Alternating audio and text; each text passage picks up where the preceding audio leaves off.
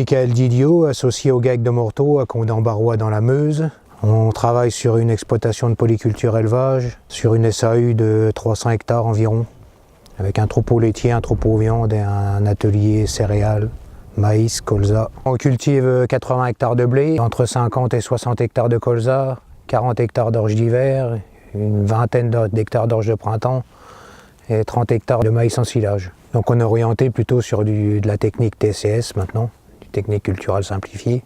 L'intérêt est gagner du temps, limiter l'érosion au maximum, protéger un peu la vie du sol. Donc on pratique toujours le labour. Mais tout ce qui est culture d'automne, culture intermédiaire, tout est fait de façon simplifiée, voire l'implantation des scieux ou des couverts directement avec le semoir. L'intérêt de ces outils, c'est de travailler vite et bien, d'avoir un gros débit de chantier, une faible consommation de carburant, ce qui permet de dégager du temps pour d'autres activités sur l'exploitation ou à l'extérieur. L'Espro permet de travailler sur des sols faiblement préparés du fait de ces disques de vent qui peuvent affiner un peu le sol. Et le système de roue de réappui permet de semer à une profondeur uniformément sur toute la largeur de semis. Mais c'est une machine qui est très simple d'utilisation, le boîtier est très intuitif. Le joystick, on peut faire toutes les manœuvres en appuyant sur un seul bouton. Niveau réglage, profondeur des disques à l'avant ou de la rampe de semis, tout est fait avec des cales, il n'y a pas de manivelle. On ne peut pas se tromper, il suffit de savoir, de renseigner le poids de 1000 grains dans le boîtier, la dose qu'on veut semer en grains par mètre carré ou en kilos par hectare, et l'étalonnage est très simple et facile à faire. De plus, c'est un semoir qui est très précis. Pour moi, la trémie est très bien.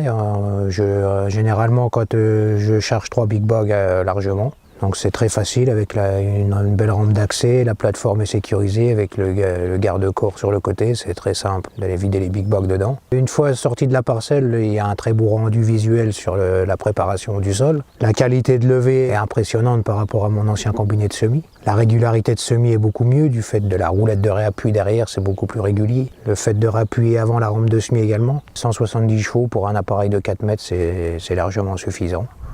Les roues décalées, en conditions, on va dire, un peu moyennes, c'est beaucoup plus roulant. On a l'impression que ça fait moins bulldozer que si on avait des roues alignées. En gros, la vitesse de croisière de semis est entre 10 et 14 km/h, 12 km/h de moyenne. On peut faire 35-40 hectares par jour sans forcer. Donc pour moi, en première année de recul, toutes les implantations que j'ai faites avec cet appareil, tout a levé uniformément, correctement. Je n'ai pas eu de souci de lever jusqu'à présent. Que ce soit en colza, la petite graine, c'est toujours délicat à implanter par chez nous, mais ça a levé correctement.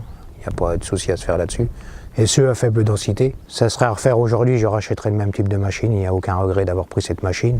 Du fait de sa simplicité, de sa robustesse, sa facilité de mise en œuvre et sa polyvalence, que ce soit à travailler sur labour, direct, simplifié, toutes les conditions lui vont bien.